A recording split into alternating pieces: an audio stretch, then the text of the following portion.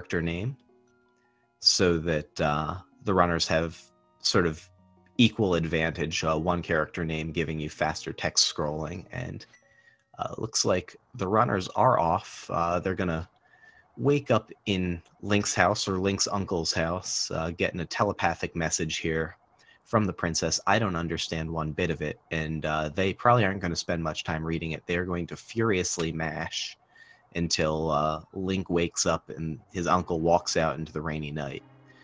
We see that here on Caznode's screen, now on Aweglib's, and then the runners are going to walk their way out of Link's house and go and try and rescue Zelda in the castle dungeon. En route to that, they're going to really just spend a lot of time doing small optimized movements. They're looking to avoid bumping into things, reading RNG patterns in some of the rooms where the enemies are, so they can dodge them or eliminate them as efficiently as possible. And otherwise, really pure, optimal, very precise movements here. The things we're going to be watching for in the first roughly 6 minutes of the run. Runners are going to look to get to the sanctuary right around the 6-minute mark. Caznode probably looking for, a mid 550. Aweglib probably looking for like a 6.0x type of time, just based off of runners' PBs and my very limited level of experience as having a heuristic reference. But so far things going okay. Caznode coming up on this blue key guard. The runners are going to turn around, charge a spin slash, and then try and spin the guard against that statue to get the double hit so he dies right away. Both runners getting that perfectly, getting their key and moving on. The next sort of big thing is the key guard here in the chest room with the boomerang. And so we'll see how Caznode handles that. Good green guard RNG. Everything just kind of washes out in the early game, but Caznode having a little bit of trouble getting that double spin. And I have a lot of trouble with that too. Aweglib almost had it, but getting his boomerang, using it to collect the key. That blue boomerang is going to be really useful for collecting items for the runners in the early game and also stunning enemies. So we saw Aweglib showing that off, grabbing a heart. Caznode onto the ball and chain guard, setting up to do an 8-slash kill here. Having a little bit of hardship there. Aweglib electing to go with the pot plus 4 slashes and using the boomerang to stun the ball and chain guard. Both those strats competitive and pretty quick if executed properly. And really just a matter of personal preference and sort of risk versus reward assessment or risk tolerance for the runners. Boomerang can be a really useful tool at stunning that ball and chain guard so he doesn't deal 1 heart per hit to you with his big flail. Another thing you might notice is every time, I've noticed it from Caznode, hits the top of a stairwell, not these automatic stairwells, but sort of the door transition stairs. He's about to go through one right now. You'll see him turn quickly to the left or the right, and that's to eliminate stair lag, just a very small sort of time save. We'll see if Aweglib goes for it as well. It can be a little awkward to get used to at first because you think, man, I really just want to go straight down into that room. But if you notice Link kind of pause and stutter on his way out of stairs, that's what the runners are avoiding by tapping left or right, and Aweglib also got that. Caznode coming up here, a little pause there for the resync, but coming up to this pushable mantle in the back of the throne room. He's going to be making his way through the sewers, and Aweglib only a couple seconds behind. Both runners having a pretty good escape so far. In that pot that Caznode just passed, There is a safety heart if the runners want to get it. I think, yeah, well, Aweglib already got it, so I was going to try and guess whether or not he was going to go for it. But it's a good safety to have, especially with that snake room he just went through there. Those ropes will do, ropes being the name of the snake enemies, will do damage pretty quickly if they connect with you. Everything in the escape doesn't do too much damage, but it can add up, especially because you have a really limited sight radius. Caznode getting kind of a mediocre key rat pattern. We'll see what Aweglib gets. This is one of the other sources of big RNG in this. And oh, he gets Northwest key rat and sort of the Northwest cluster of rats. So if anything else but the key had dropped, he had to wait and see if he was going to be able to collect that key with the boomerang cleanly. So a little bit of an unfortunate key rat there for Aweglib. But overall pretty good. And yeah, 555 Sanctuary there for caznode, so very nice time. And it looks like Aweglib is, if he can get this switched, also set up to get that 60X that I was expecting. Yeah, there it is, 609. Just squeaking in under the 610 mark. So pretty good Sanctuary times from both runners so far. And here's the first safety. We see caznode taking it, and I'm sure Aweglib will as well. This is a safety almost all the runners are going to take in. Sanctuary Heart. 1 extra heart at the cost of 3 to 4 seconds for the entirety of the run. Shoutouts to Sankheart. We've seen it save a lot of people so far this tournament. We'll see if it saves anyone tonight. Next segment of the run here, the runners are going to be making their way over to Eastern Palace. They're going to make their way through, get their bow, fight the Armos Knights, and ultimately get their green pendant, which is going to set them up to get their boots so that they can truly go fast and make this a speed run. But there are some nice tricks they're going to have to do in Eastern Palace on their way to do those things. It's a pretty straightforward thing. Oh, and caznode getting a little bit of a jerk of an Octorok there. He stopped at a weird spot so he couldn't be slashing. Oh, that one's also... Wow. Caznode not getting the best RNG here on these screens on his way into Eastern. Aweglib's Octorok, a little better behaved there. Stood there and took the sword hit. See how things go with the bouncy statue. I don't actually know the name of that enemy, so I apologize. So I'm calling it a bouncy statue.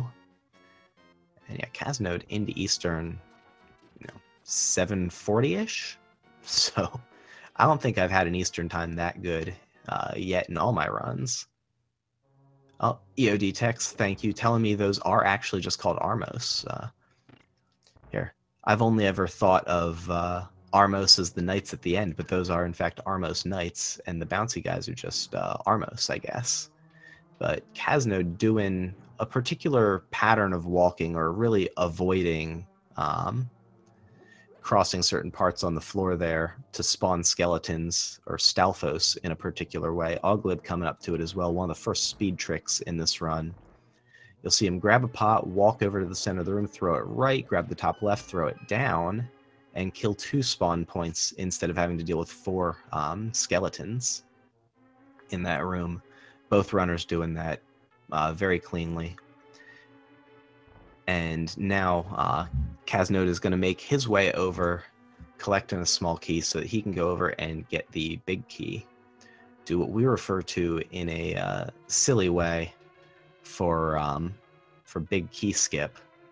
I guess mention of the Hiei in the chat here that caznode did grab the 5 arrows, as did Aweglib. There's an optional pot of arrows if you want to hope on RNG from some of the Igors upstairs, but both runners choosing to take those arrows and setting themselves up for a good end of Eastern. Caznode got his big key skip. Aweglib coming up on it right now. Runners are gonna try and damage boost off of that popo and then pick up the pot inside the anti-fairies and step on that switch. They'll take 1.5 hearts of damage, but they get the big key chest without having to kill all the enemies in that room. And both runners nailing it. So Very well done. And then Aweglib getting these 2 pots of arrows. I like that, keeping that pot trying to kill that Stalfos there. Didn't work out, but this guy walks randomly, sometimes can get in your way. And so I like what he was thinking there with how that Stalfos was moving. He just didn't stay put quite long enough. And a nice, oh, not going for the red rupee there. I was going to say a nice red rupee drop there for Aweglib. I imagine he'll be getting Sahasrara rupees and bombs on his way out of Eastern. Whereas we will probably see caznode set up for tree rupees, some of the competing routing decisions you can see early on. Aweglib having a little bit of trouble here with the Zelda gamer as caznode is going for his Armos Knight quick kill. Actually a really nice correction to get it just a little bit faster. And a good pendant grab as well. So very nice Eastern Palace from caznode. Is that a 1050 pendant grab?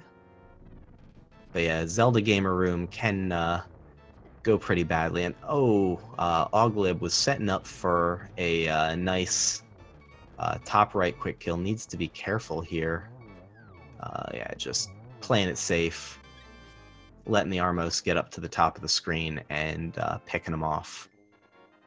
So yeah, a little bit of a rough end Eastern there between Zelda Gamer and Armos, but makes it through okay. Gets down to 1 heart. But clutches that one out, so good finish there from Aweglib. Caznode getting his boots and leaving. We will probably see Aweglib go to the back of Sahasrara's hut and pick up the rupees and bombs hiding in his closet. Meanwhile, while Aweglib mashes, caznode charged up a sword spin and then released the spin, press dash 1 frame afterwards, touched some manual stairs, and put Link into a glitch state that we like to call spin speed.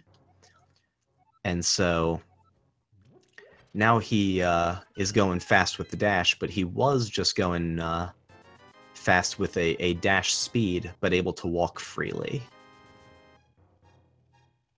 And there Aweglib got his 3 bombs and 100 rupees, so he isn't going to need to worry about tree rupees. Spin speed coming up here for caznode as he heads over to the library. Nice handling of that screen, and Aweglib also getting his spin speed exiting Sahasrara, so both runners showing off some of the minor glitches. Thankfully, this is not a no minor glitches tournament. That would be a lot less exciting and fun to watch, because you wouldn't get to a C-Link go crazy fast like that.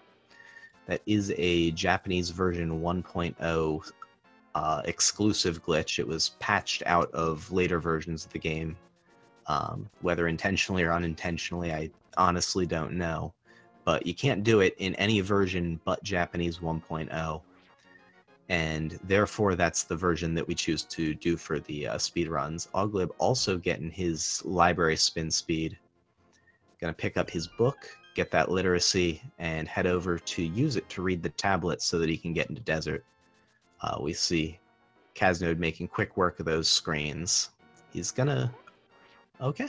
I was gonna say he's gonna dash a little higher than I normally see, but setting it up very nicely, sneaking right in under those cacti. I like it.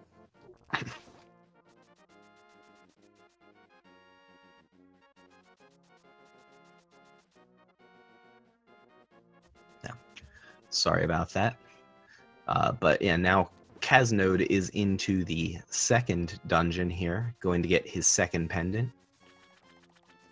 And at the end of this dungeon, he will have both Power Glove and a fight against probably the toughest screen in the first, well, in the light world part of this game, in roughly the first 30 minutes in Land Molus. A pretty RNG heavy fight. I'll talk a little bit more about it in a minute or so when he gets there. But it's one of the potential points of time loss, and one of the things that the best runners will have spent quite a while working on.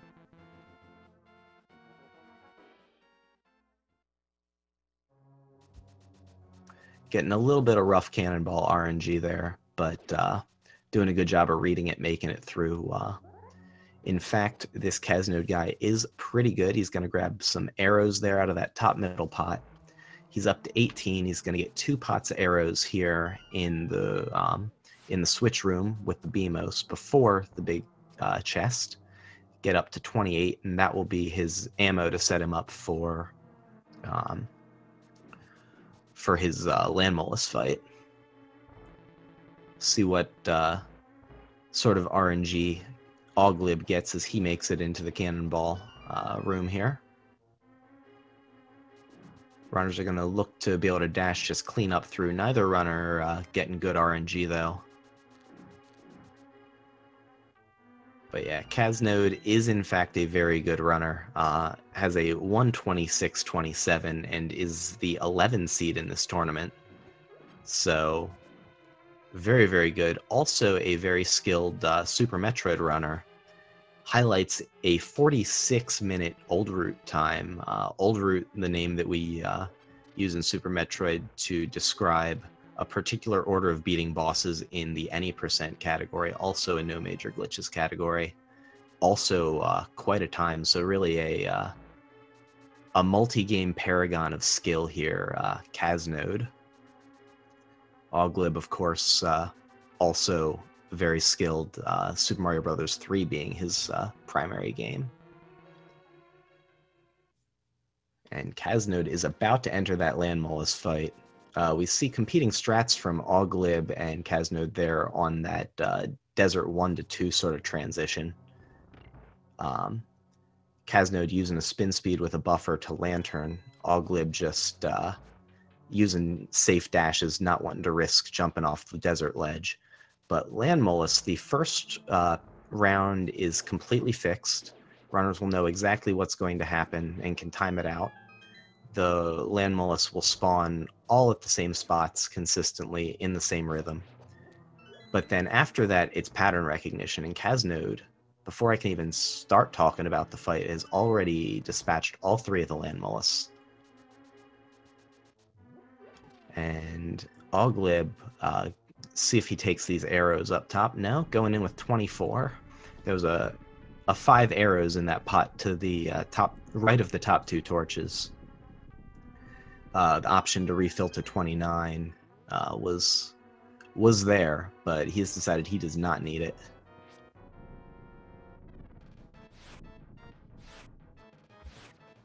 But yeah, each of the land mollusks will take 8 sword hits. Spin slashes, pokes, and slashes all doing the same, or 4 arrows. And so you'll see runners try and use arrows to dispatch the land mollusk as much as possible. But the movement of the land mollusk, how long they hop, and also where they spawn is RNG. Nice spin there from Aweglib, as caznode, he's swimming, but he doesn't have flippers. And so he's using a minor glitch called fake flippers, which basically circumvents the game's check whether you have flippers by transitioning the screen while jumping into water.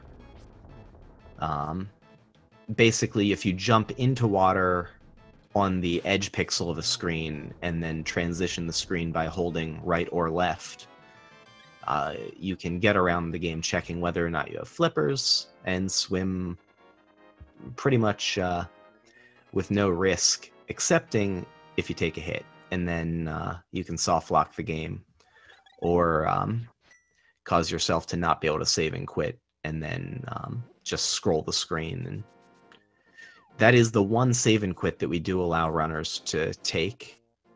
Normally this category does not allow save and quits, but if you should soft lock while doing fake flippers for purposes of the tournament, you're going to be able to save and quit to Link's house. In the group stage, runners will be able to do whatever they want from that point. In the bracket stage, when it comes around, runners will have to go back and tag the bush that we see Aweglib is coming up to now to set up. Oh, and he kills the bush. That's going to be, okay, a screen transition penalty, but runners will use that bush to set themselves up, and there, Aweglib nails it. caznode into Tower of Hera. And oh, don't get hit, Aweglib. Swim cleanly into the portal. There he goes. He makes it. First try. Just a little bit of sweat there. And so now Tower of Hera, the final of the 3 pendants, caznode is going to have to climb and find his way all the way up to Moldorm. Pretty RNG heavy boss that likes to knock people off of his platform. But first, having to wait through really the one auto-scroller that we have to endure in this run. I actually like waiting this out more than I like waiting out the crystal cutscenes, because I would much rather deal with this than the mashing, but there's not a whole lot of input breaks in this game. Runners sometimes will lock themselves onto the pegs and use iframes to get a little bit of an input break here. But caznode just waiting it out, using the boomerang to hit the switch. Going to come down, light some torches, get a small key. Or a big key, sorry. That's his big key. The small key got him down there. My apologies. So that he can go up and proceed to the upper floors of the dungeon. Meanwhile, Aweglib showing off some of that spin speed here on Death Mountain. This is one of the screens where spin speed absolutely saves the most time, because there's just such a long area of land that you're traversing. Now, granted, you can dash a lot of it without too much time loss, but it also feels really cool to get, so you know, it's got that going for it. Here, caznode's coming up to the first bomb jump of the run, using a pretty cool little setup there as he walks up, kind of rubbing the railing and then bonking. That bonk widens the window for success from 2 pixels from the edge all the way to 6 pixels from the edge of that pit. And getting it cleanly first try, going across, getting his Moon Pearl, that's going to save him a couple screen transitions, a stairwell climb, and a fall in a pit. So a nice little time save there with that bomb jump. I think we'll probably see Aweglib go for the same thing. Normally, you have 2 pixels from the edge of a pit to execute a bomb jump, but for whatever reason, if you're bonking, that suddenly widens to... Oh no, caznode! I was really worried about that, and he took a bit of a Moldorm spill. Thankfully, it was off the edge and not the center hole, only falling down 1 floor, so he's going to come back up and hopefully have a better fight this time around. Oh! And down to 1 heart now. He cannot afford another Moldorm hit. He did not hit the safety switch here. There is a switch to lower those pegs that runners with low health may elect to take. But hopefully Moldorm is less of a jerk this time. Oh, shucks. And caznode taking a death is going to give Aweglib a little bit of time to catch up. Aweglib, meanwhile, showing off murder strats on these beetles. Hitting them into the holes. Going to use a pot, grab a bomb, throw one at that last guy. As caznode's going to come up, pick up an extra bomb. That's kind of a nice extra bomb to be able to get. Bomb routing, something pretty important through the early game, or through the entire game, really. But yeah, it's nice to be able to get an extra bomb there. Also, Aweglib may elect to grab an extra bomb here in this next screen. We see Aweglib backing up. I think he's got the bottom pixel without the dash. There's a 2-pixel window near the edge where you don't have to dash, but dashing and bonking to get the wider window just in case. I think he had the bottom of the 2 pixels that could be successful, but yeah. Hopefully now Moldorm round 5 goes better. Hopefully Moldorm round 5 goes better. Get some bless RNGs and throw some support for caznode in the chat. Moldorm sometimes just as a jerk. Really being an exceptional jerk today.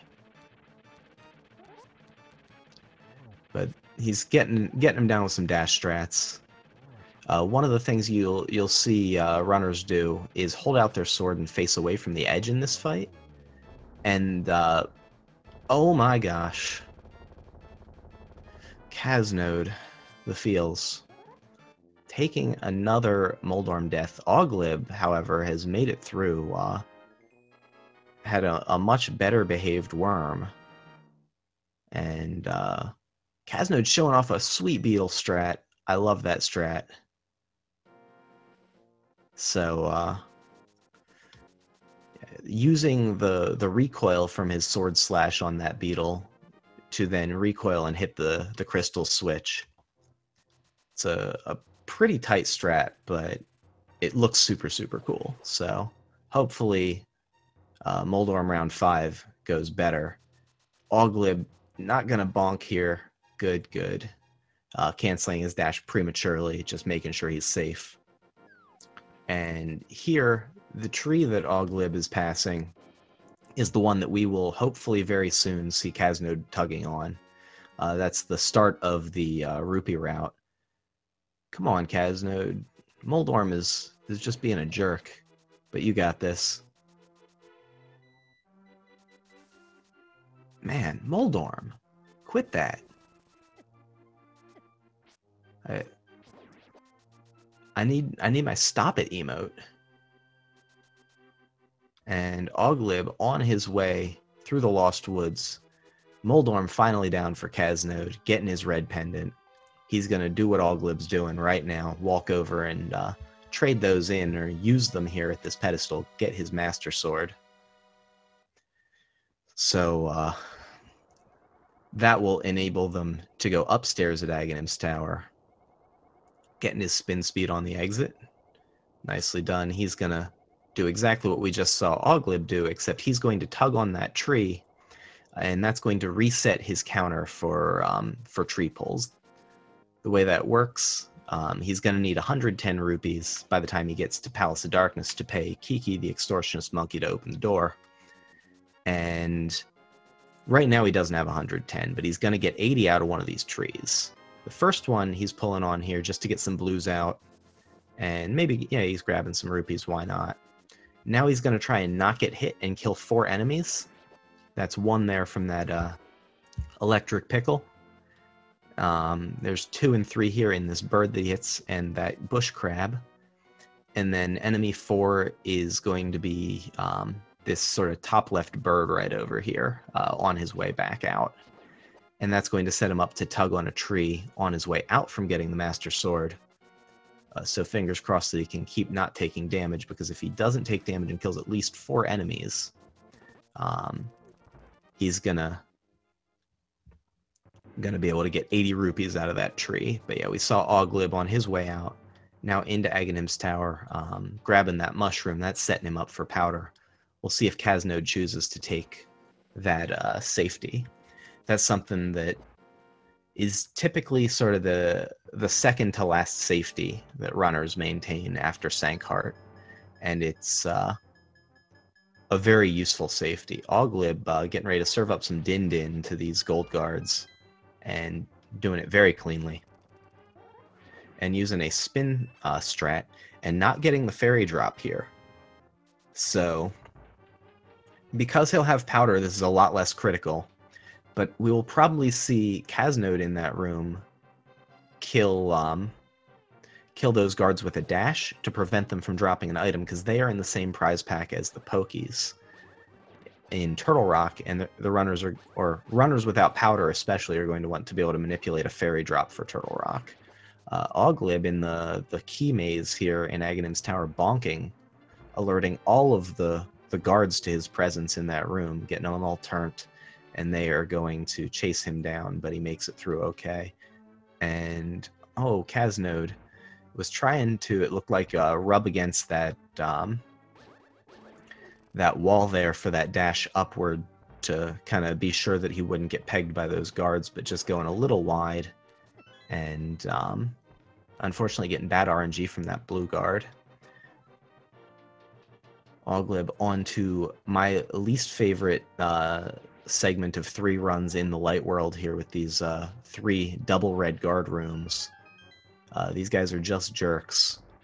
Thankfully there's some hearts in their prize packs, so If they're too much of a jerk, you can usually get a health drop out of them. But doing a good job with the room so far. On to Circle of Pots. He's going to try and throw 2 pots at this guy, slash him, collect that key with the boomerang, get that one out of the way, get those arrows out of the top right pot, and get the heck out of there. Well-executed room from Aweglib.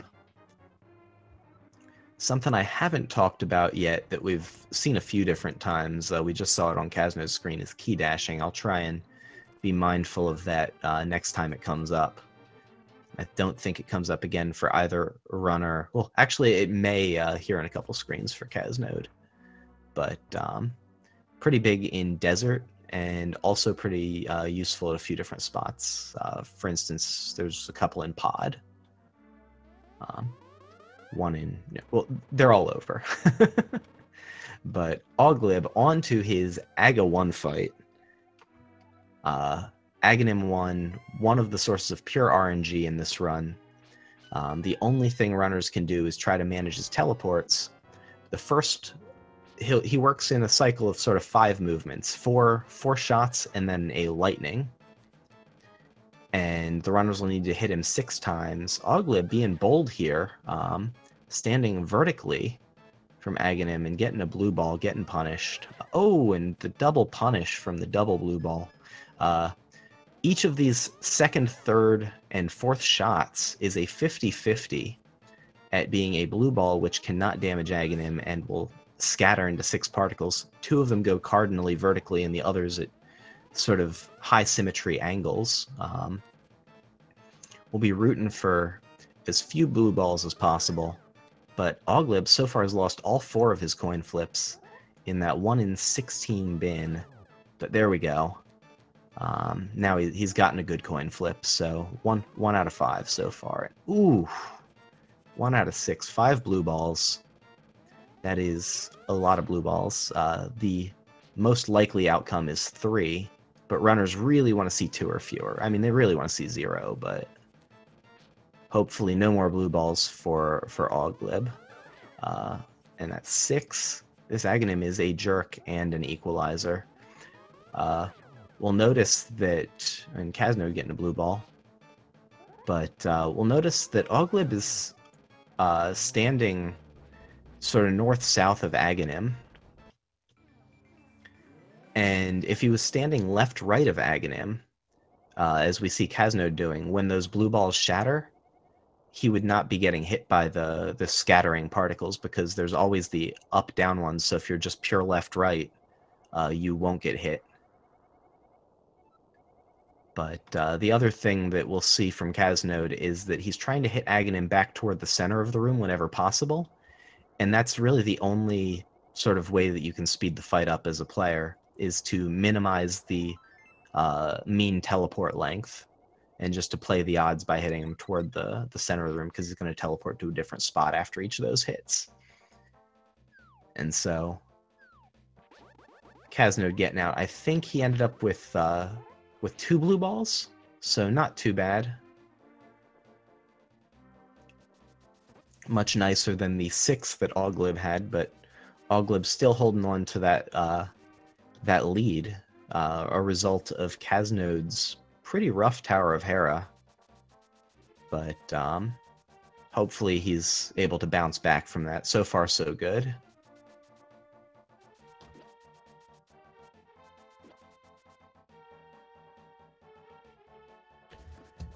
Taking a second to write down some notes. I've got sections on my paper here. I've got some Kaz notes and some glimpses into the run, so that I can remember what to ask them about later if they decide to give us a post-game interview.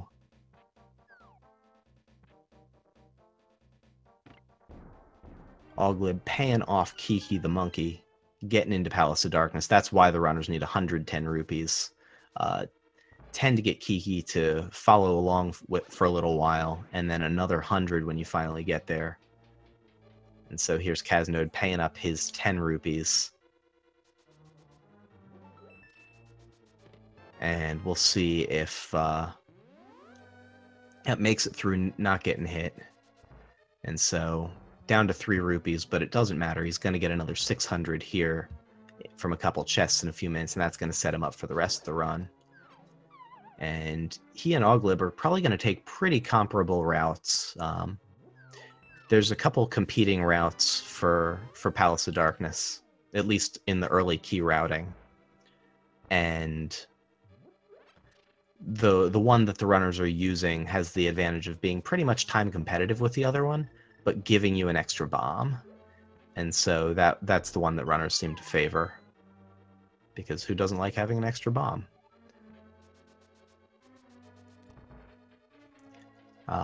I'll say Aweglib coming up to one of the hardest tricks in the run, but he's been hyping it up. He said he got some hot tech from Hiei in the lead up to this race, so I am very excited to see this tech. We're going to be seeing a pro strat hammer jump out of Aweglib. It's coming up. He's going to get a small key out of this chest to let him into the back part of the dungeon. Go over, maybe do a key dash here.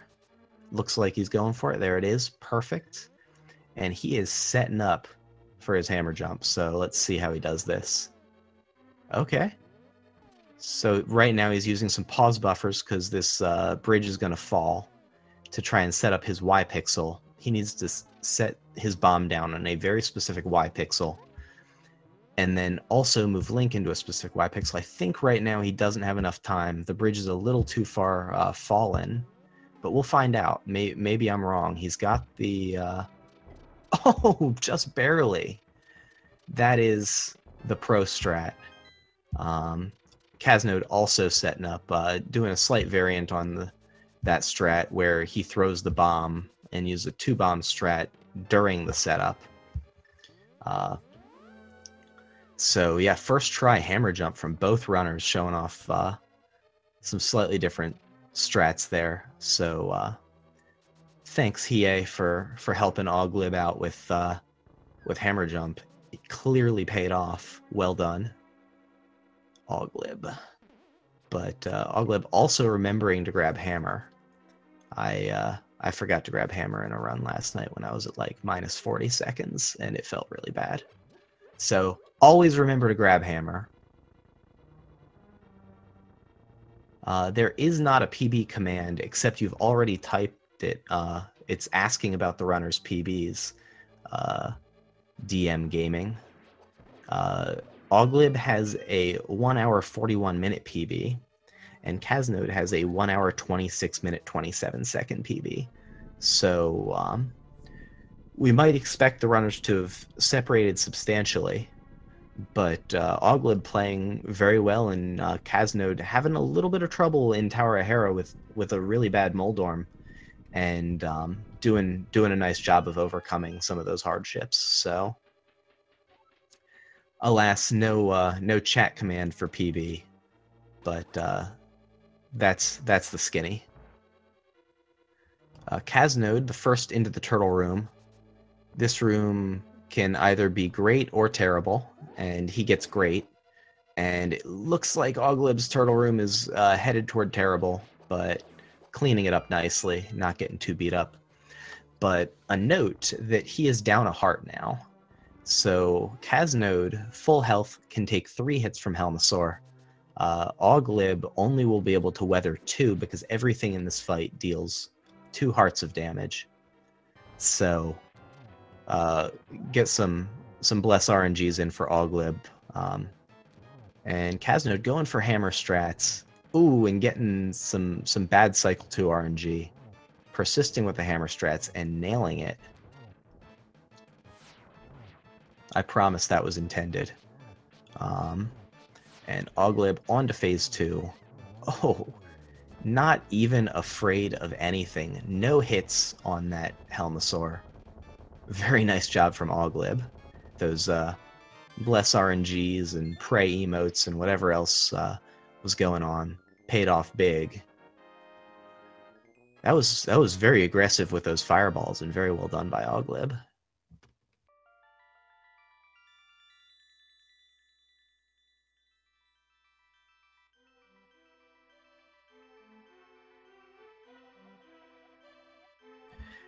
And so both of the runners in their first crystal cutscene pretty well in sync.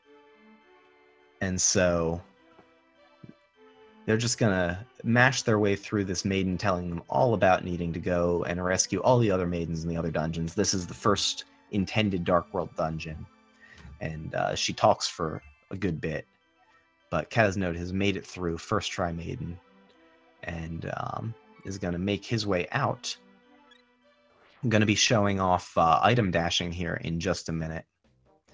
He's going to keep that hammer equipped, and when he gets off of this screen and into the next screen, there's an opportunity for, and not even needing to reset anything to dodge that murder bird. Here's the screen I was talking about. So he's going to dash low, set up a hammer dash, which allows him to simultaneously dash and use the hammer and mow down pegs like it's nothing.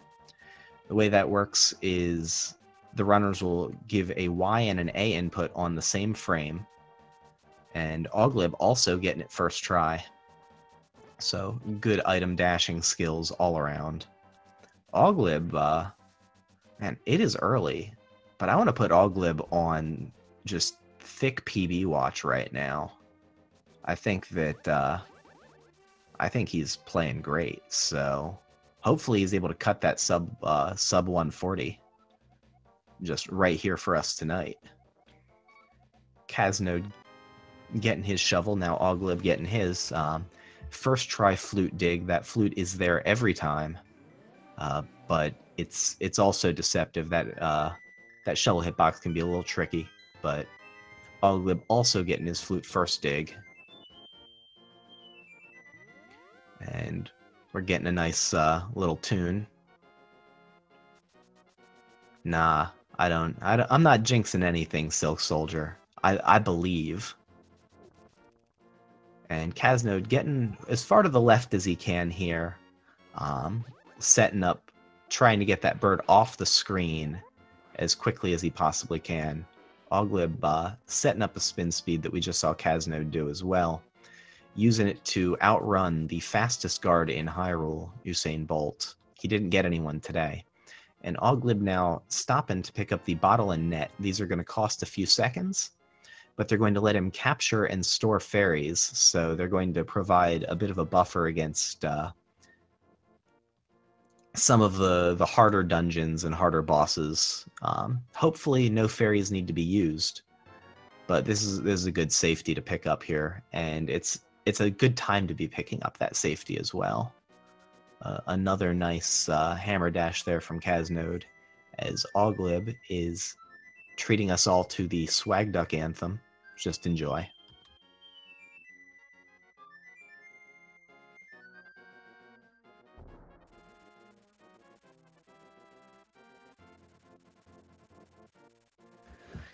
And so here we'll probably see a bit of a route divergence again, where Aweglib is going to flute immediately go over to 2, getting a little jebaited by the menu, but he's going to turn in his mushroom and get that powder safety.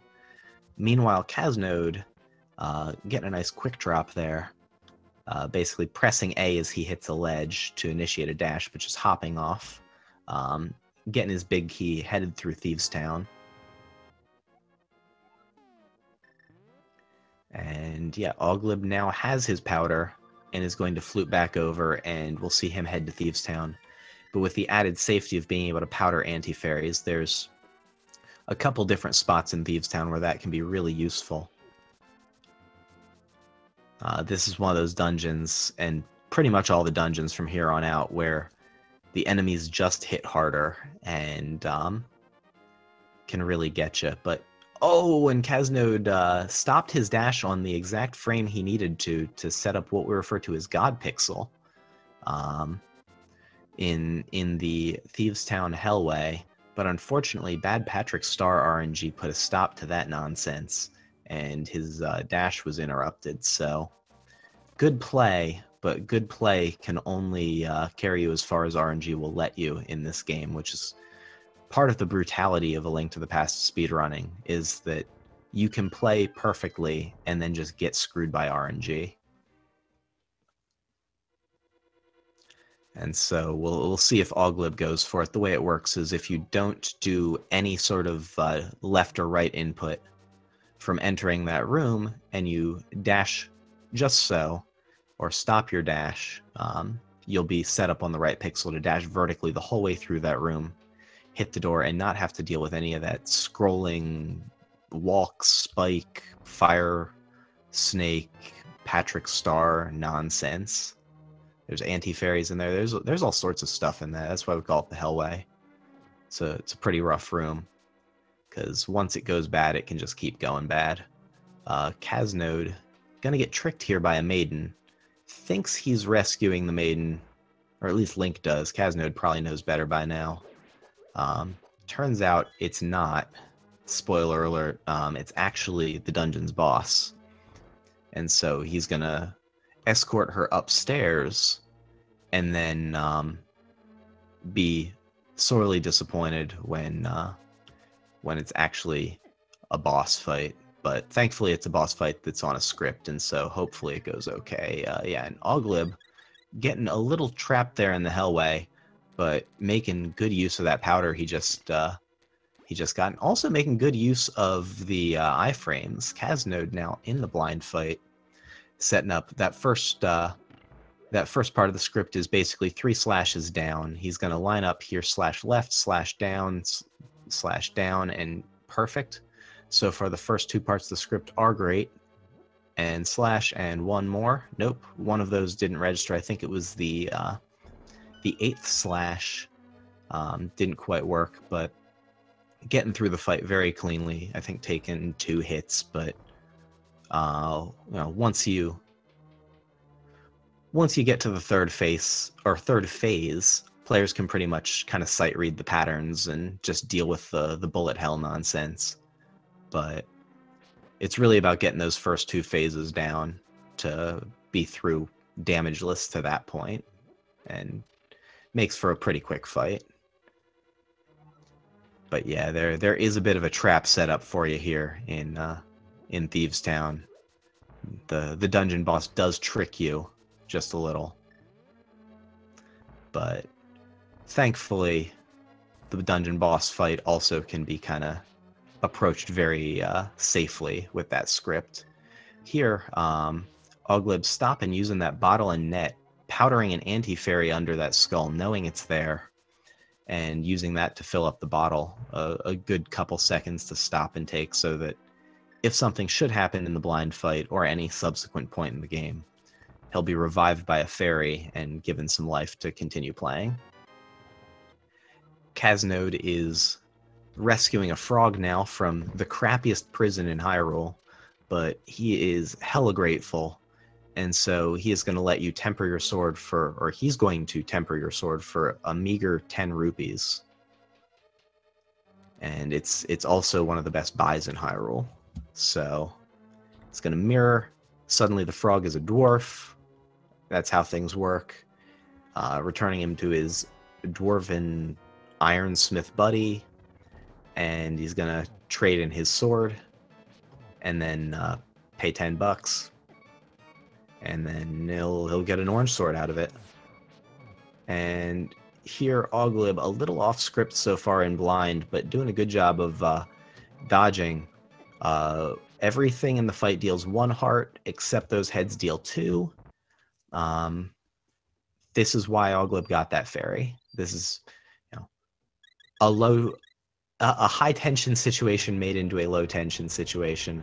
Unfortunately, losing the few seconds both for that death animation and also for having to recatch a fairy, but much better than taking a death. Caznode coming up on Fence Dash, the most important trick in the run, and forgetting to do it. So, dot shame. But that's okay.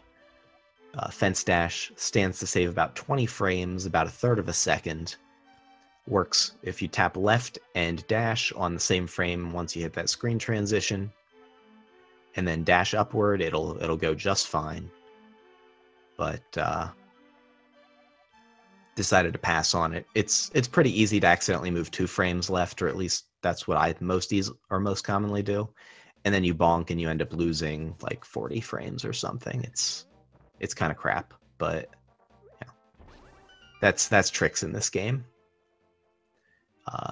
Into the mummy statue room for caznode, and getting in just in time, dodging those Gibdos. It looked like things went a little rocky, but got through mostly unscathed. I don't think he took a hit in there. I think everything in there does 2 hearts of damage. Maybe there was a jelly hit or something, but good health into the latter part of Skullwoods. Gonna see the second bomb jump of the run, and another nice setup there by caznode, and falling in a hole, paying 1 heart to get some iframes here so that he won't have to worry about that Ropa, and also to get out of the room just a little faster. Nice little way to trade life for speed. Aweglib getting his sword tempered. And caznode is going to grab a small key from this pot. Really nice dash cancel there. That was a very nice room from caznode. And Aweglib, I think, mirrored a little too far up. No, wow. That must have been like the absolute top pixel that you don't mirror bonk there. But I hope Aweglib goes for his fence dash. Meanwhile, caznode went for, honestly, a much more important dash, memes aside. And got good RNG, and then kind of bad RNG, or just a bad situation from that wall master, but got a really nice key dash there by rubbing against the block in that entry to the second part of Skullwoods. The fire snake there just by RNG. Oh, and Aweglib, yeah. Just getting wrecked by a bush skull as caznode drops in, and I can't even talk about Mothula before it's dead. That was an absurdly good Mothula fight. I didn't see if he got the double hit, but with how fast it was, I suspect he got the double hit. What a good moth. And Aweglib onto his Gibdo statue room, getting stuck, mummy. The best Gibdo in Hyrule. And oh, that's not where you want that mummy stuck. Get out. But left mummy was stuck in a good spot. Yeah, Hiei saying caznode did get the poke dash. I figured he had to. That for whatever reason, and I don't understand that reason. Oh, trying to powder the fairy and then catch it, but getting the immediate health instead. But yeah, you can dash into the block at the start of the moth fight, and more importantly, into Mothula, and score 2 hits as opposed to just 1, dealing 2 tempered sword hits out of 4 required to kill Moth. Caznode is gonna use the Aghanim portal coming up here, making his way up to go get Quake, visit the catfish, and then go to Zora's domain and spend all those rupees he's been getting from chests to buy some flippers.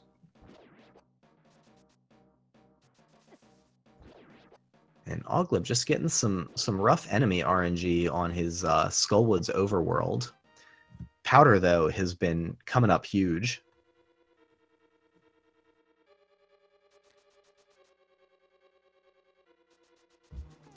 And that screen caznode is on right now is one that we call the lottery, because that Ropa that's hanging out there, you almost always make it through cleanly if you dash, but something subpixels, sometimes it just hits you. And so you dash and pray. And here we see caznode bonking as Catfish is about to toss him a Quake medallion. Both looks kind of funny, and then also sets him up for a quick warp here. Quick warps 2 out of every 8 horizontal pixels, or X pixels. Whoa. Aweglib thought he was going to dash into that Wallmaster for a second. But 2 out of every 8 X pixels, you can initiate a warp or enter a portal. And for again, whatever voodoo reason, Link will complete that warp in 34 frames faster, so saves right around half a second, slightly more than half a second. A Link to the Past runs at 60 frames per second. And so saves more than half a second for each warp. Aweglib onto his Moth fight, getting a good platform scroll, going for that dash, but only getting one hit there. Moth will shake side to side a little, do a little wiggle for you if you get that both hits, do some celebrating. And ooh, one heart to go, using the spike with his last hit to give for some iframes. And Silk Soldier calling on me to reduce my fractions, but it's actually 2 consecutive pixels that repeats every 8 pixels, so we do say 2 out of 8. I get crap when I say 2 out of 8, I get crap when I say 1 out of 4. Can't win. Can't win. But Caznode making his way into Ice Palace as Aweglib finishes up and is going to do some of that same overworld that we just saw Caznode do. Go up, get his Quake, pay to get his flippers, and then head on over to Ice Palace. This was the site of my demise the other night, and we've seen it go badly for quite a few runners, so hopefully both runners are able to have a clean Ice Palace tonight. The boss of Ice Palace, Cold Stare, can just go wrong sometimes. There's a pretty straightforward quick kill, or a couple different straightforward quick kills. And oh, cool bomb strats there from Caznode. Unfortunately thrown a little far to the left on that second one, but we'll just have to hit a crystal switch in this next room. But has sword beams, is good to go. Still setting up that dash. Really, really nice room here as Caznode is setting up for his Ice Palace bomb jump. This is probably the biggest time-saving trick, and the trick that pretty much every runner who wants to run A Link to the Past has to learn because it saves over a minute.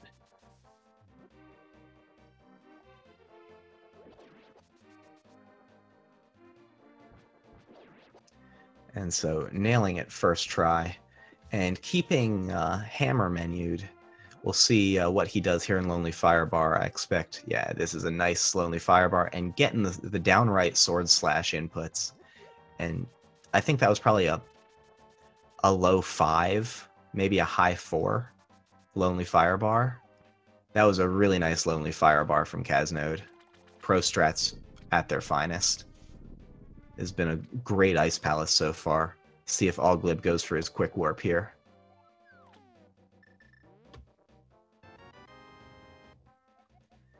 And yep, set up for his quick warp perfectly as Caznode's about to drop into the aforementioned Cold Stare fight. Runners need full magic into this because they need all of their fire rod shots, a full magic bar to melt the ice around Cold Stare, and then going for some poke dash double spin strats and menuing to mirror and not getting the second poke. I don't know if it was if that's how he was going for it or what. It looked fully intentional. That was a textbook cold from Caznode.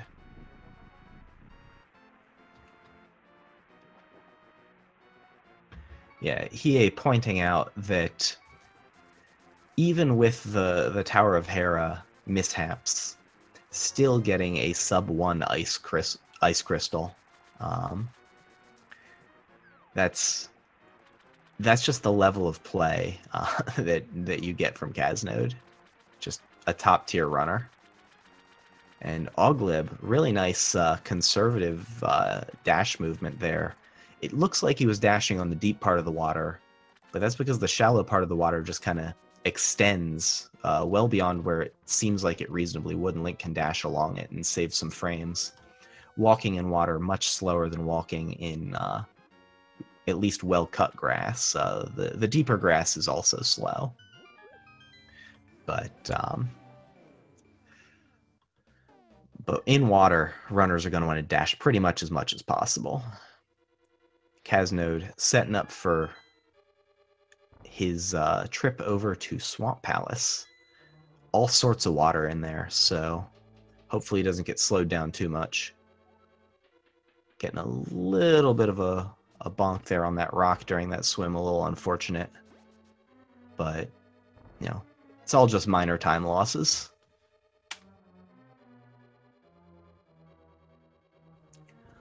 But yeah, for those, and I imagine there are many who like watching the Link to the Past randomizers, get hyped for the Rando tourney coming up in a few days. First off, that's going to be all over speed gaming here, coming up in a week or so. But if you're more familiar with randomizer than NMG, it's being pointed out there's some really cool movement tech and just great optimizations that runners are showcasing in this NMG tournament that come from just being able to practice these rooms over and over with a consistent set of items and really just optimizing one strat as opposed to having to on the fly route and master many strats. Top rando players will show some great movement, but I mean the NMG runners, pretty much everyone in the tournament's just been showcasing awesome strats.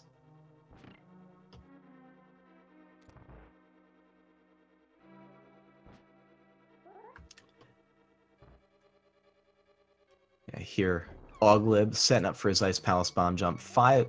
Low on health. That's a pixel high. That's a pixel high. Shucks. And there's a death. Fortunately, he still has bombs. He's fairy. Jebaited again. This is why you have fairies. He's set up on a good X pixel, and that is the Y pixel he wants. There's some nice visual cues you can use to set that up, but getting it there, good on Aweglib. We'll see if he chooses to refill his fairy down here at the bottom.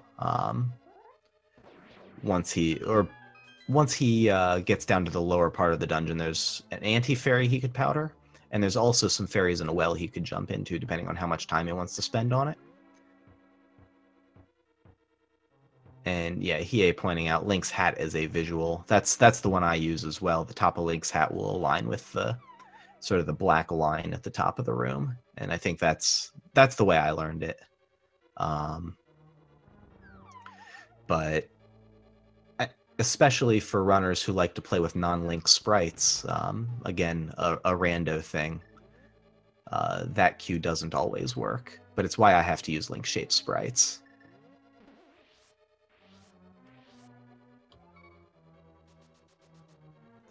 Oh, IPB jebaited. We'll see if, oh no. Aweglib going full ham here. So, bless RNG for a good cold stare fight. He's got the magic meter. He's got one hit to give from these puffs. Fingers crossed. Good ice shatter there. Ooh, bad ice shatter. One. Oof. I'm just gonna stay quiet.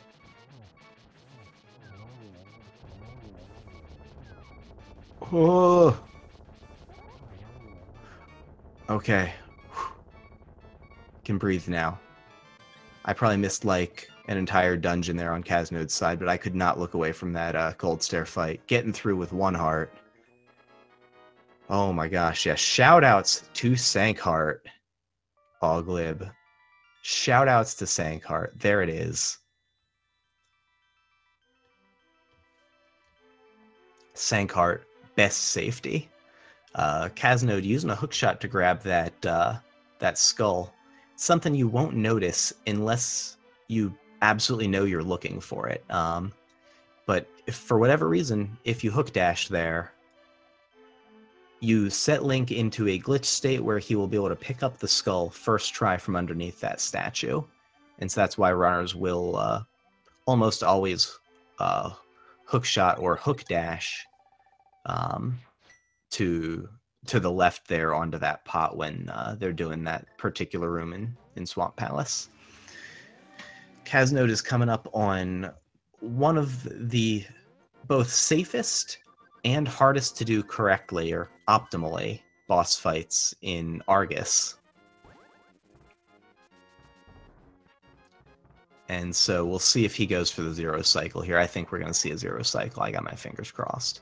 So he's holding out his sword, going for... Oh, no, he's just going for sort of just normal hook and slash strats, but doing a good job with it. Staying inside the circle O-puffs. And stay away from that. Okay. And going for 2 fire rod shots and a sword spin to murder Argus and getting through okay. Meanwhile, we saw Aweglib slashing those 4 cardinal bushes at the top of Dark Death Mountain. Those bushes have a good chance to drop either a heart or a fairy. Unfortunately, not dropping the heart or fairy he was looking for, but he was trying to get his health refill. It was some good situational awareness from Aweglib. I think that may be why we saw him skip on the fairy earlier. Also, because he had that cold stare fight on lock. Because Sankheart. But yeah, he's not going to have sword beams. It is Chatty Cathy on Caznode's screen, so I'm going to focus on Aweglib opening up Mire. And hopefully we're going to see a clean Mire too. But without sword beams, it's going to be tricky. Because he's either going to have to use extra fire rod shots, which is going to eat through that magic meter, or just take it a little slower. A little unfortunate he couldn't get the heart, but he is going for sort of an accelerated strat, not a one cycle, but using a nice balance of sword slashes and fire rod shots to use a little bit of magic to speed it up, but not get trapped in that Wizrobe room too long. So we see Aweglib go into Misery Mire before Swamp Palace. So that portends to me that we are going to be seeing him go for Gold Sword and Silver Arrows. Doing Mire before Swamp is kind of a tell for that. Whereas we'll see Caznode here getting his Ether and probably Ice Rod at the same time. And then heading over to Misery Mire next. But the routing for Gold Sword and Silver Arrows, because you need to get back to the Pyramid in the Dark World after doing Crystals 5 and 6. That works more cleanly from the exit of Swamp. You can just kind of, you can spin speed off of the stairs at Swamp and just basically run the whole way up to Link's house almost. We see Aweglib pushing some blocks and firing some fire rod shots through them. That's another one of the weird properties of moving block sprites. We see some block deletion on the Swamp entry from Caznode that I didn't get to highlight, but watch for it when Aweglib goes for Swamp to open up, or to raise the water in the Dark World. And then we'll see it again there with fire rod shots through the blocks. You'll also see some hook shot, hook shot sort of latching onto through blocks in Ganon's Tower. But while the block is moving, you can freely move through it, or fire things through it, or whatever. It just doesn't exist as an object that is an impediment to your movement. Caznode, full health into Mire 2. We're going to see a nice one round here from him, I trust. Oh, and even going for the slightly harder and faster one round, executing it perfectly. That was a really nice Mire 2 screen. Aweglib, because he hasn't done Swamp yet, did not have hookshot for that room, and had to do a pretty quick dash and avoid a bonk to get around and make it through that Falling Bridge and Eye Laser room to get up to the Cane of Samaria. So really good to see him get through that. It probably cost about 15 seconds if he messed that up. So yeah, shout outs to Powder. He knew he had it, so he was just going to be able to fill right back up here. And so he is on to his way over to the Vitreous, as caznode is setting up for what is going to be a sub 110 torches. Again, even with the Hera that he had earlier. That's a really nice time. And Aweglib, unfortunately, the heuristic of adding 21 minutes to the torches time, or 20 minutes for top runners, to kind of predict an end time, not going to work because of dungeon sequencing.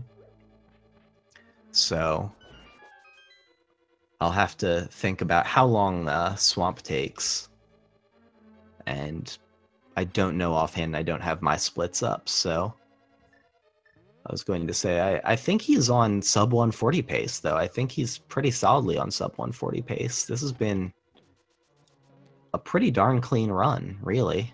I am keeping my fingers crossed that Aweglib can keep this run going and close this one out, because he's been playing great. And yeah, Hiei reminding us the maiden at the end of Swamp Palace does love to chat, and Aweglib needs to be careful. Don't get lightninged. Okay, good. He's waiting this one out. Yeah, Vitreous, he took an eyeball, or he didn't take an eyeball hit, he took a lightning hit. But yeah, for anyone just arriving, runner watcher among them, Aweglib is doing Mire before Swamp, so we're going to probably see a gold sword and silver arrows out of him for his routing choice.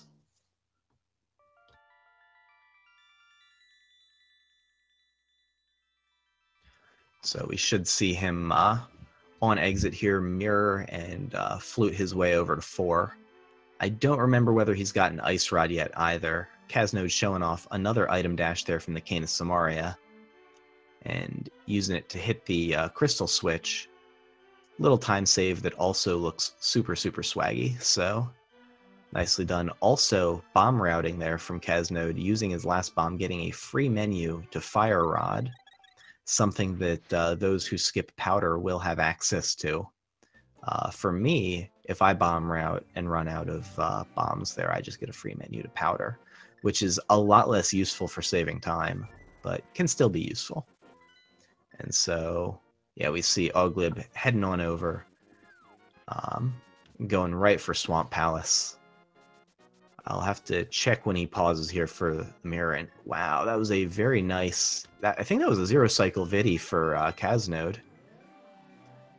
Using sort of basically the WQ viddy strat, where runners are going to charge their spin attack and basically use the goop from Vitreous for iframes, so that they can walk into the eyes and spin and kill the eyes. We saw Aweglib go for a variant of that, but then kind of go for 2 left side spins as opposed to a left, center, and a right, which is kind of the hallmark of the WQ strat.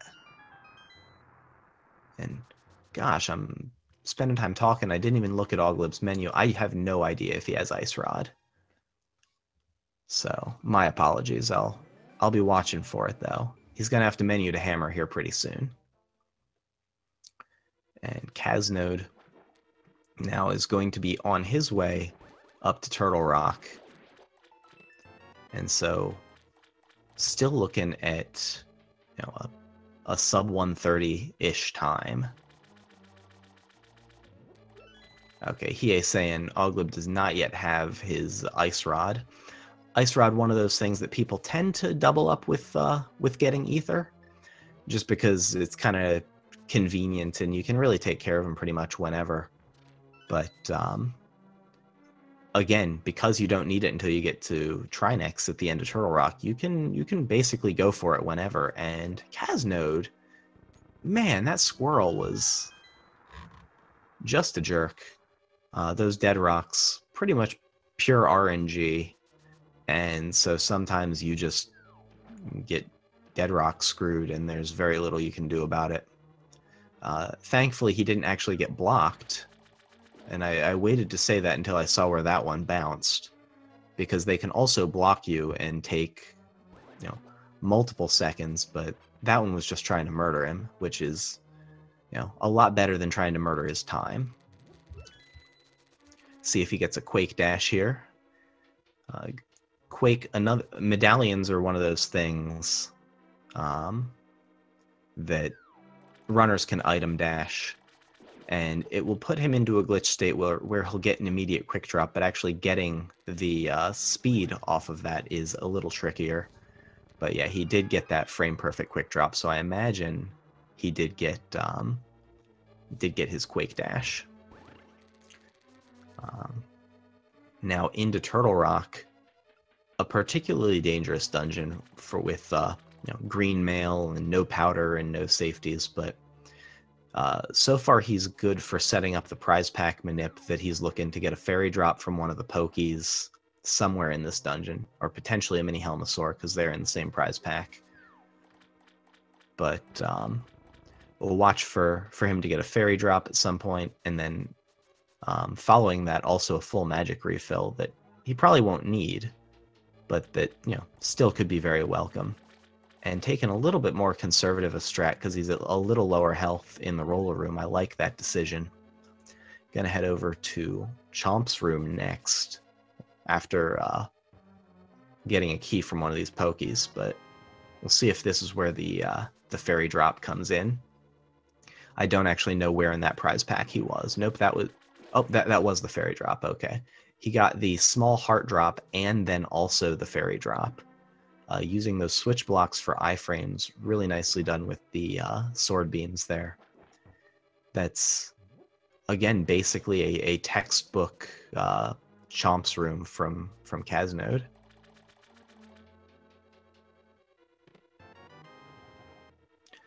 And let's see. Aweglib has his hook shot. Didn't set up for the quick strat there, but got the small key. Gonna be on his way back to the back of Swamp. Gonna go take care of Argus. See what RNG Caznode gets here in this room. One of the rougher RNGs, but handles it nicely. And there's his full magic refill. So now he's through the interesting part of the Poke Prize pack.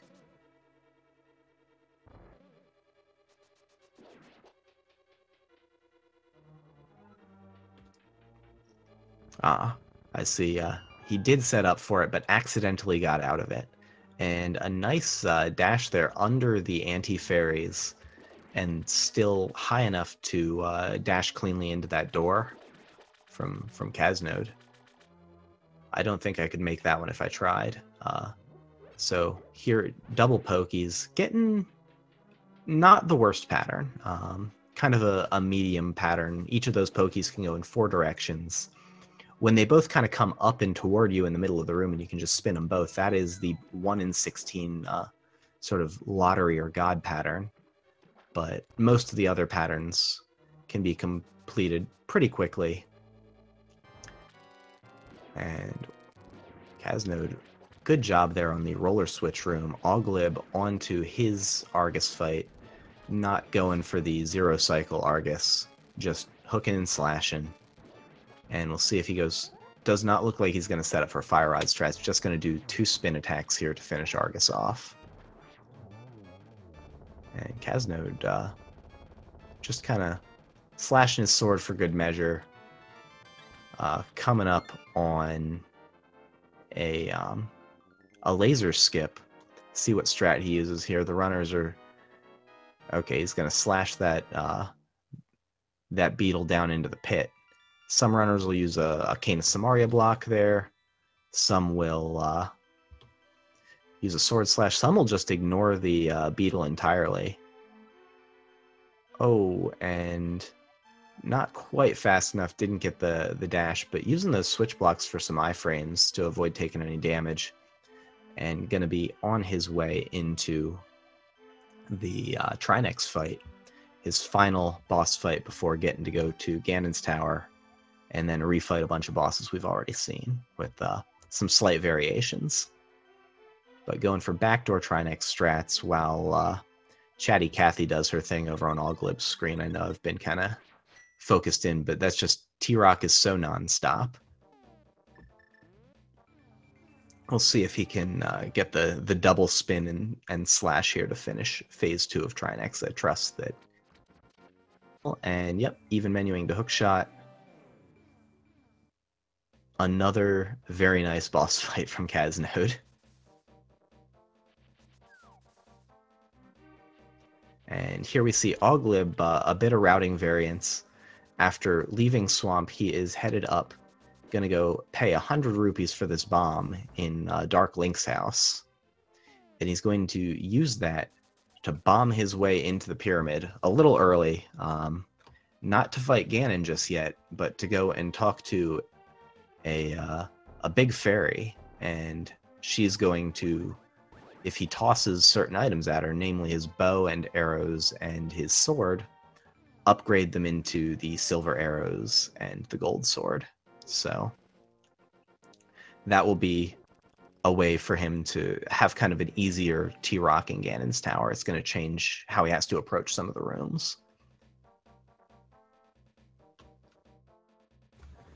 You see the bomb counting down from 3. He's going to go in. He's going to mash, mash, mash, mash. And after 2 text screens, going to tap left, left, throw that sword in there. Or maybe no, left, left, left. He has a bottle. Sorry. And then next time he comes in, he's just going to mash till his heart's content and until his bow ends up getting tossed in the lake. But here we go. Going to toss his bow on in and get his silver arrows. And now he is going to be set up for the rest of the run. Caznode into Ganon's tower. See if he chooses to take the torch key or not.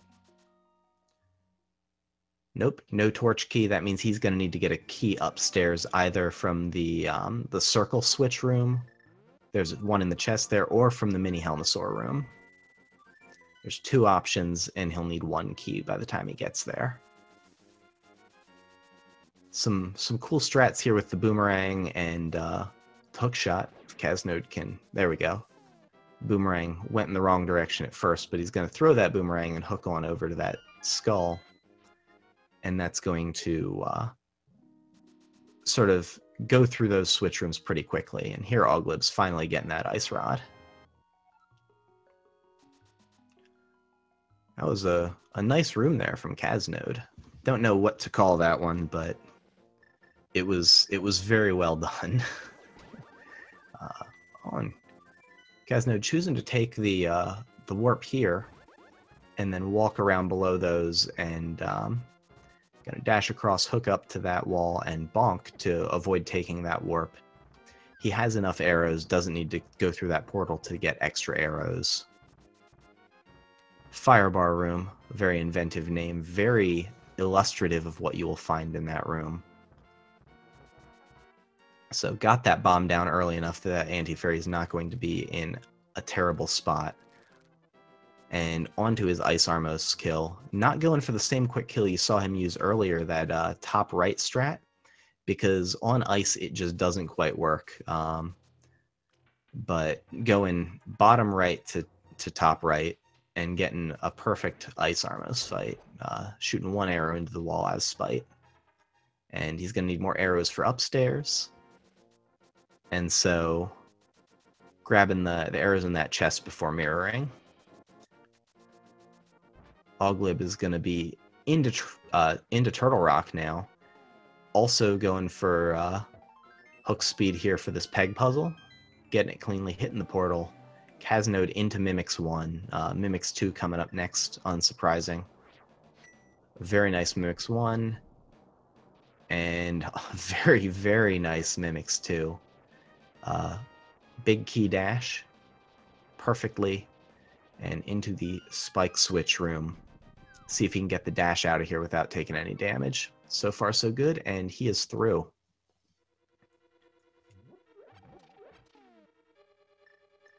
Cannonball Z, not going for...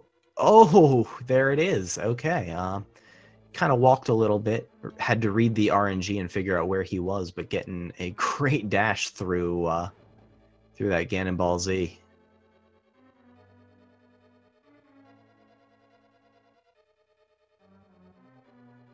I thought he was just going to walk, but he did it.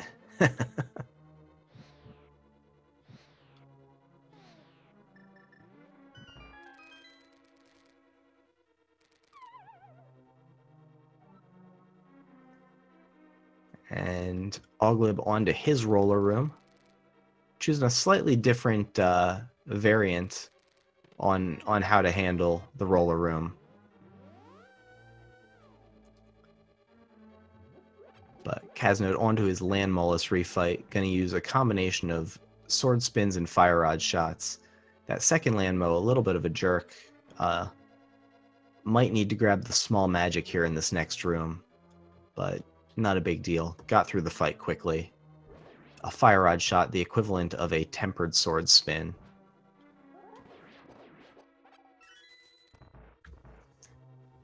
Through his first Wizard's room as Aweglib is on to Chomps.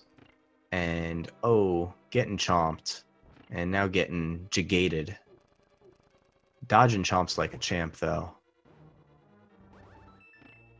And, oh! Thankfully, there's still the fairy.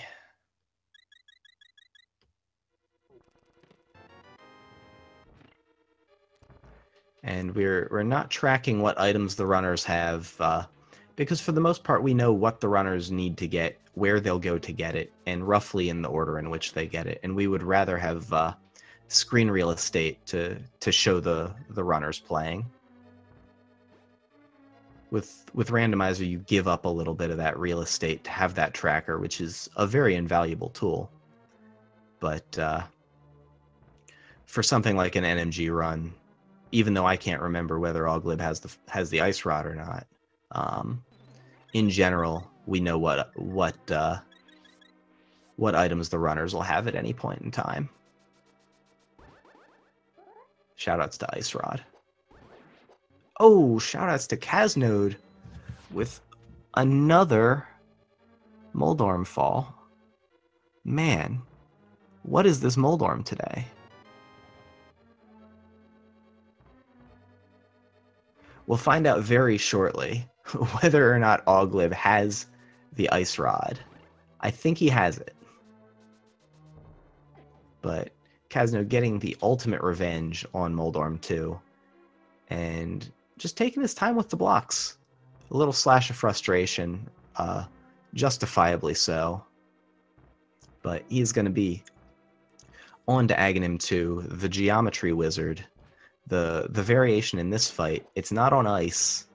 It's not with one of those obnoxious things spitting fireballs at you. It's not on a small platform. There's just 3 of them.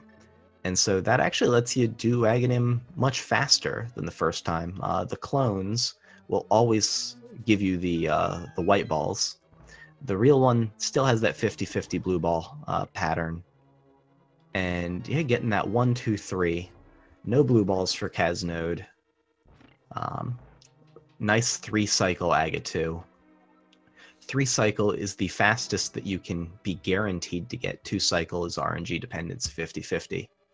So good Aga 2 from caznode. And Aweglib taking a bit of an interesting route here through the Firebar Maze room, but using some hookshot to avoid those hits. Caznode into Ganon. We're going to be looking for that nice double spin there inside the Trident, and seeing if he can get a 1-and-1 here.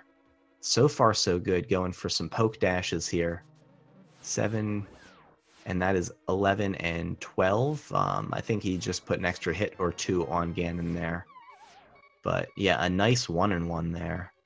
And Aweglib got his laser skip while I wasn't looking. And has a fairy in a bottle. Thank God. Because he's down to 1 heart. I think we're going to see this anti-fairy get powdered. But this anti-fairy, like, it always dodges me. Caznode going to need to do 12 spins, does not have the silver arrows. So just setting up to spin. And oh, Aweglib going for the swag cane dash, but bonking the orange switch blocks.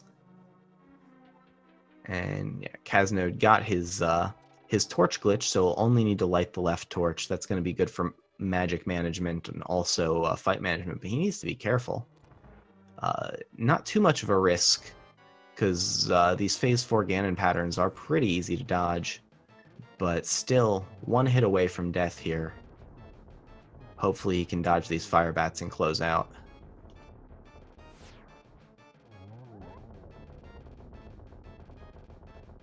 And there it is.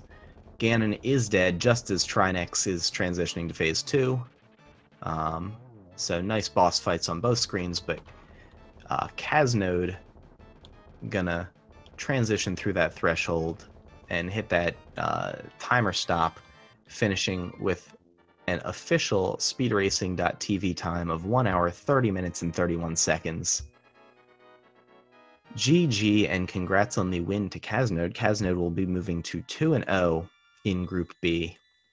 Aweglib, unfortunately, will be moving to 0-2, but Aweglib, if he has the Ganon's Tower of his life, can still PB from this point.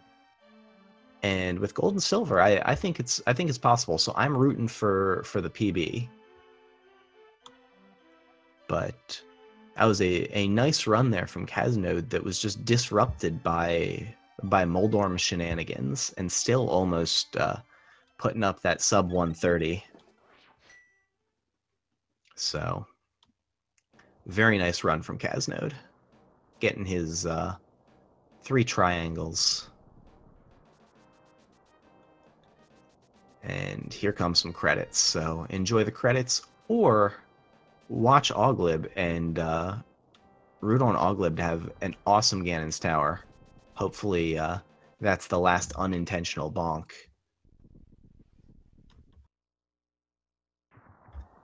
In before that bonk was actually intentional. But I'm going to see if caznode wants to grace us with an interview.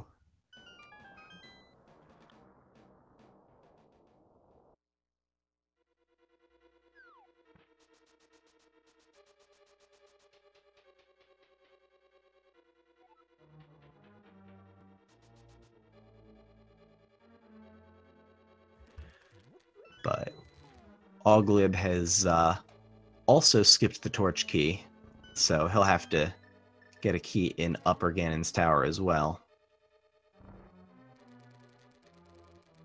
But we'll see what strats he uses to make his way through. So it looks like he is also going to use boom strats here.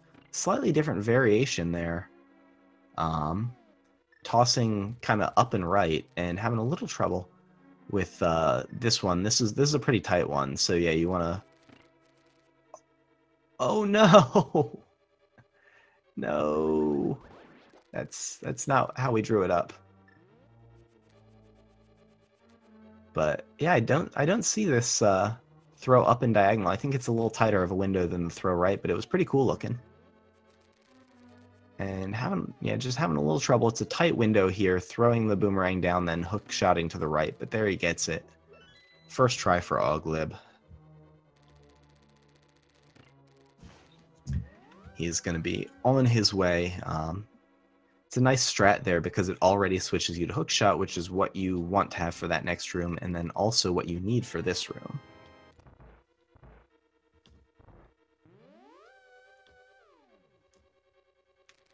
I say need, but realistically, you only really need hookshot for Argus, but that's a need for those of us who can't hover like skilled immortals. But I don't think we'll be seeing any hovering here. I think we're going to see a really quick Ice Armos, though, because Aweglib sunk 2 minutes into getting the gold sword and silver arrows. And part of the benefit of having done that is that he now has the silver arrows, and everything's going to die real fast to him.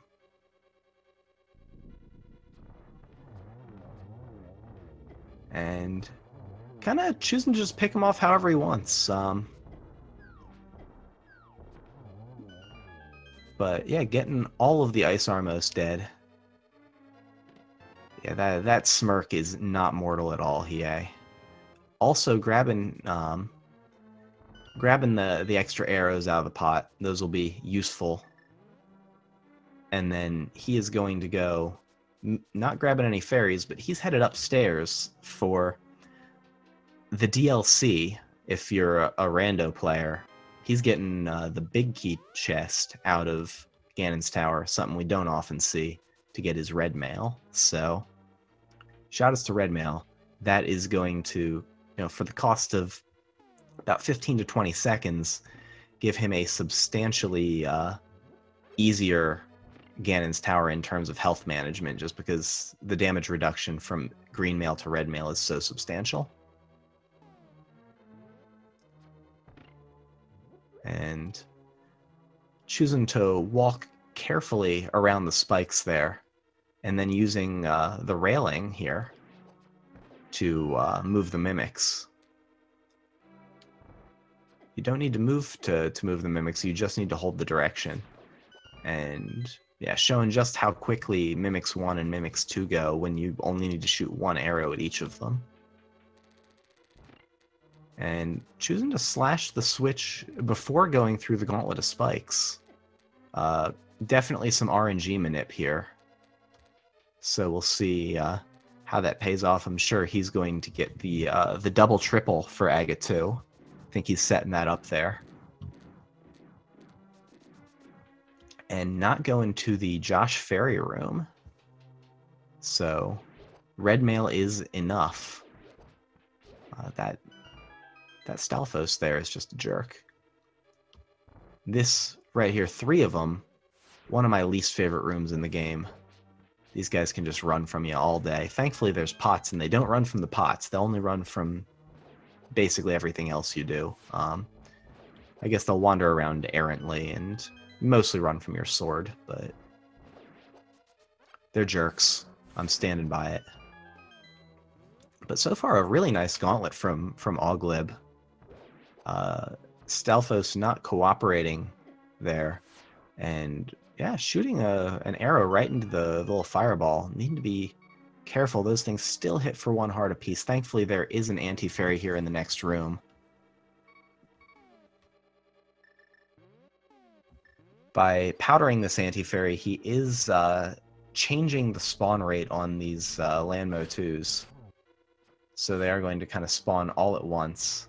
2 slashes from the gold sword on each of them will kill them. 1 silver arrow would do the job. But silver arrows, because of the number of flying particles on the screen, really do lag the fight up. So that short hop there, a little unfortunate. Shortened away. But good handling of the fight there from Aweglib, making it through. He is into upper GT now.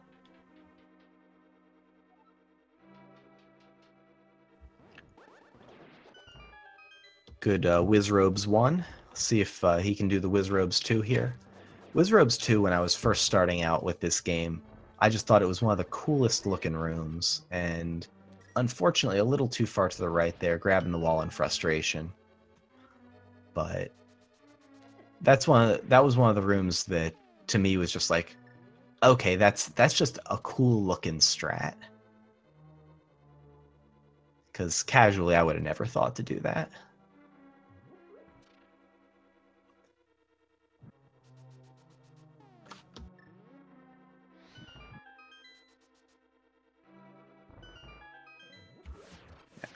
And yeah, caznode has passed on the interview, if anyone was curious.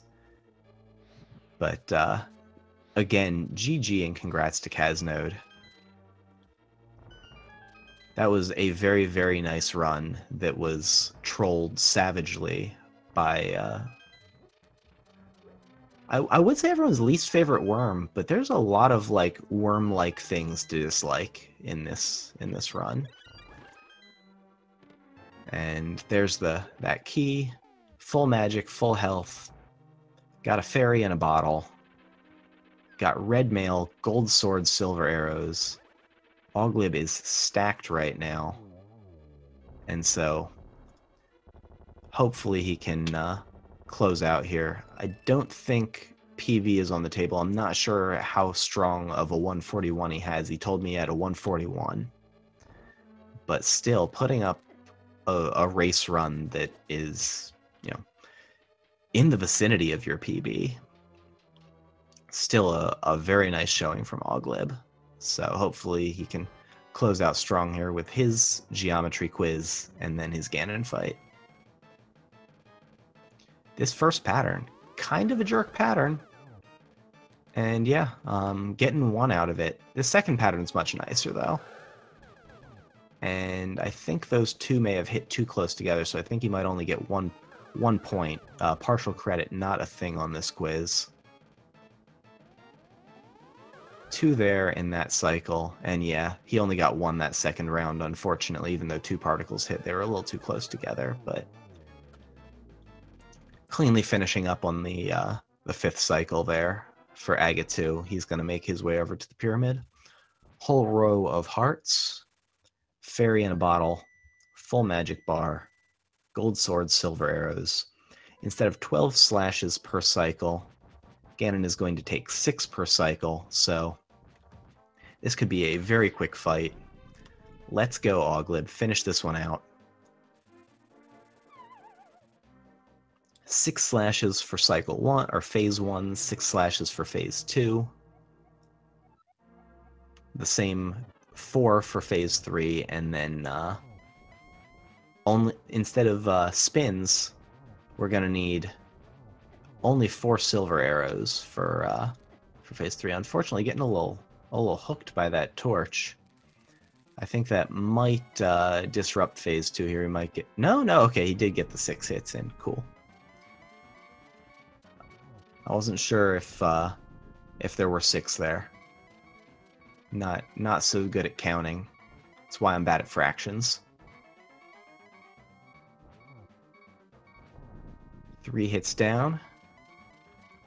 1 to go. He'll be going for torch glitch. If he lights first torch on the left once it goes out, before the second torch goes out, then the torches will the left or the right torch will stay lit. There's, I think, a 6-frame window to get that done. Going for a nice silver arrow shot before the torch setting up here. I think he can get that double, and there it is. That was a nice, clean Ganon fight. 1 torch cycle for Aweglib.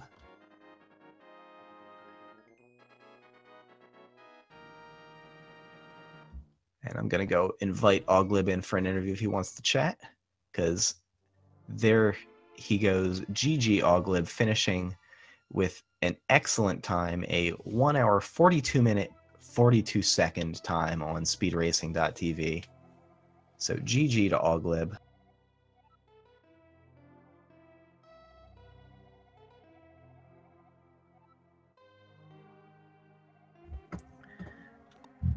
That was quite a nice run, and roughly a minute off of PB. So I expect that sub 140, Aweglib to cut the 100-minute mark here pretty much any run. And TB Ham saying that they should have a good race to finish out the group. And I see I am joined now by Aweglib. GG, Aweglib. Hello? Hey, how are you doing? Can you hear me? Yeah, I can hear you. I'm doing all right. That was a really run. It was a really run.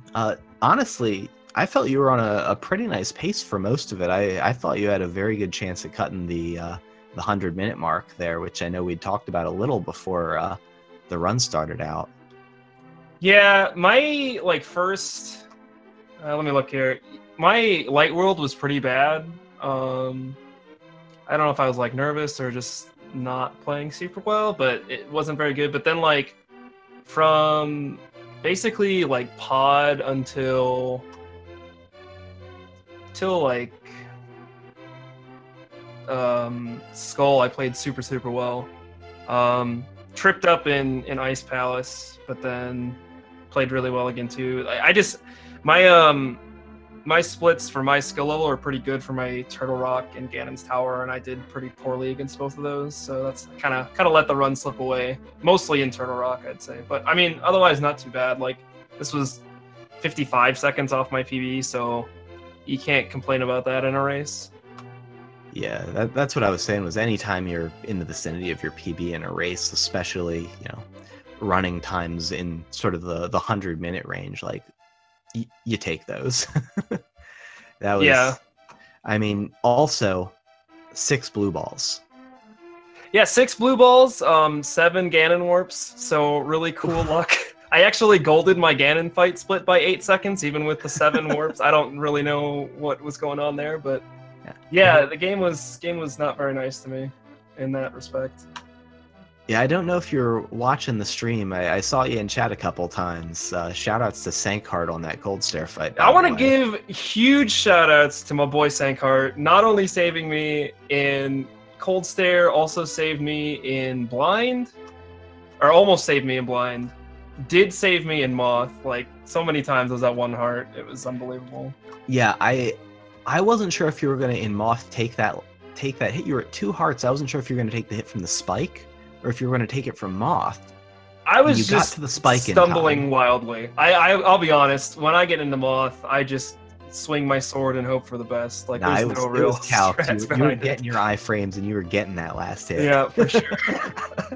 Also want to give a big shout out to my boy Hiei, who helped me get hammer jump. That's the first time I've done it in a run, and it gave me like the easiest mold of my life. So.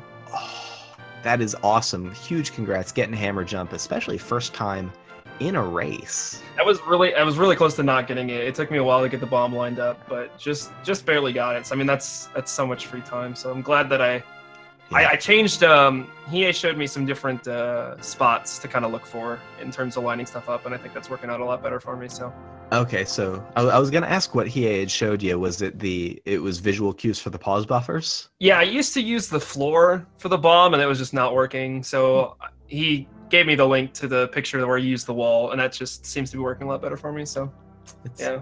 Interesting. I definitely used the floor. Yeah, I feel like that was the one that a lot of people used the floor, but for whatever reason I just can't line it up. But the wall seemed to work, so it's all good. Yeah, I mean, it worked out, and you didn't do what I did yesterday in practice, which was get hammer jump, forget to open the big key chest, go get your small key and mirror out. Oh no. that was a reset. Yeah, at that point it's pretty much done. But yeah, it was. I don't have too many notes. Were you watching the restream, or were you just kind of chilling in chat? I think, did Kaz die early on or something? Because somebody was saying he caught up to me, and I was like, why is he ahead of me, or why was I ahead of him in the first place? He took, I think it was 6 Moldorm falls. Oh wow! Or like 4 falls and a death. Moldorm 1 was very, very unkind to Kaz. Okay, that's because, yeah, I remember somebody saw that, somebody had mentioned in chat that he'd caught up to me quickly, and I was like, he shouldn't be behind me to begin with, so I was wondering if something bad had happened to him, so. Yeah, you absolutely passed him at Moldorm. And, well, hey, I can hang my hat on that at least. Yeah, Moldorm also threw him for a loop at Moldorm 2 as well, so Moldorm was just a jerk on his side of the screen. He got better Aga patterns, or right. Not Aga 2. His Aga 2 actually the patterns were a little rougher than what you had, but he got fewer blue balls in Aga 1. But yeah, Moldorm was just horrible to him all night. I saw he still posted a 130, so I mean, I know that's maybe not for him the kind of time he's looking for, but I mean that's still a really, really good time. So. Congratulations to him on the win. Yeah, I mean, he, I guess he's 2-0 now in groups, so he's looking in good shape. I guess you've played Kaz, and who else did you play in groups? I know I saw you were 0-1 into this race. Yeah, I played Llama this Saturday, and we didn't get restreamed, but I'm actually kind of glad because I played extremely poorly. Well, And this yeah, was a very a lot nice of run people to that went out. watch. Yeah, this one was a lot nicer. I'm happy that when this got restreamed, I actually did do quite a bit well, or quite a bit better than before. So Yeah, do you have... I mean, I know you said Super Mario Brothers 3 of like GDQ experience. Do you have a lot of sort of restreamed race experience at least in A Link to the Past? not so much in Link to the Past. This is the first Link to the Past kind of stuff I've had. I guess I was in one of the old rando attorneys, but that's a whole other thing. I don't even know if any of my races got restreamed during that one, but this is kind of my first foray into maybe what you would call serious Link to the Past speedrunning. I don't know how serious you would call a 141, but Yeah, it's serious for me, I guess. Yeah, I mean, I'm still grinding away trying to like improve on a 137. I mean, it doesn't feel great, but at the same time, like, it's not an easy game. So like, beyond a point, like, there are just throttles for improving, and so many things can go wrong in A Link to the Past, and they all just hemorrhage seconds. Yeah, definitely. Definitely a game that like mistakes can snowball really, really fast. Yeah, I was glad to see you make it cleanly through that cold stare fight, because you went in with like medium health and no fairy.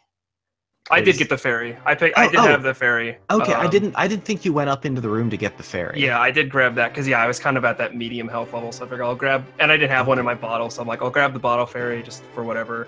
But then I was really slow in my fire rod shots, and then that kind of screwed up my dodging of the second ice ball, so that hit me, and that just threw everything off. But was able to kind of scoot around and make it out of there. So it was high tension for sure. I think just about all of my boss fights were a little crazy this run, but we got through them. So yeah, you made it through all of them. So again, GG, and I'll remind chat to, if you are not yet following Aweglib, go follow Aweglib, follow caznode. They both put on a really nice race. Was there anything else that you wanted to say, Aweglib? Anything else you wanted to share about the run? Not that I can remember. I think we kind of covered everything.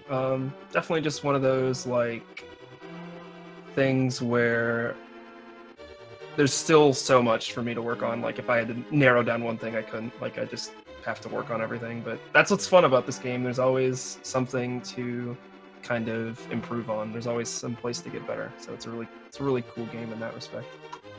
Yeah, that's one of my favorite things about it too, is that because the screens are so sort of discrete, that you can really spend time honing each individual screen and grind sort of very much micro sections as opposed to having to grind kind of whole swaths of the game as continuous segments. I like that kind of micro approach to optimization, and then you just kind of need to be sure that it all pieces together with the right menuing and whatnot. Right. But yeah, thank you for dropping by for an interview. Good luck in your last group race. I think it was TB Ham said you guys have a race TB yet? Ham left, so that should hopefully I can give him a good fight at least. And thanks for hopping in on the restream on the commentary. Appreciate it. It was a joy. Always a lot of fun.